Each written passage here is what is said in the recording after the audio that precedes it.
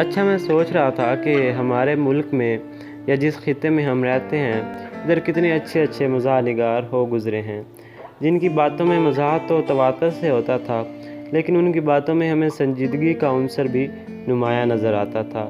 اور میں سمجھتا ہوں کہ یہی ایک مزاح نگار کی اچھی خوبی ہوتی ہے کہ اس کا جو مزاح ہو وہ بھی برائے اصلاح ہو۔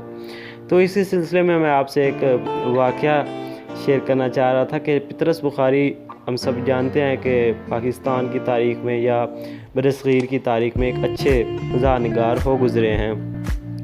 تو وہ جی سی یونیورسٹی لاہور کے پرنسپل بھی ہوتے تھے۔ ایک صاحب ان سے ان کے دفتر ملنے آئے۔ پطرس اس وقت شاید کچھ لکھنے میں مصروف تھے، بنا دیکھے ہی بولے، برائے مہربانی تشریف رکھیے۔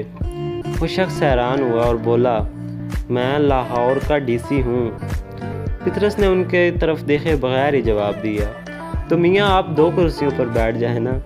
تو دیکھیں نا، اس بات میں ہمیں مزاح کے ساتھ ساتھ ایک سنجیدگی کا عنصر بھی نظر آ رہا ہے کہ پطرس بخاری ان کے سامنے as a principal of G C university ایک عام شخص اور ایک ڈی سی، یہ مطلب کہ کمشنر میں کوئی فرق نہیں تھا۔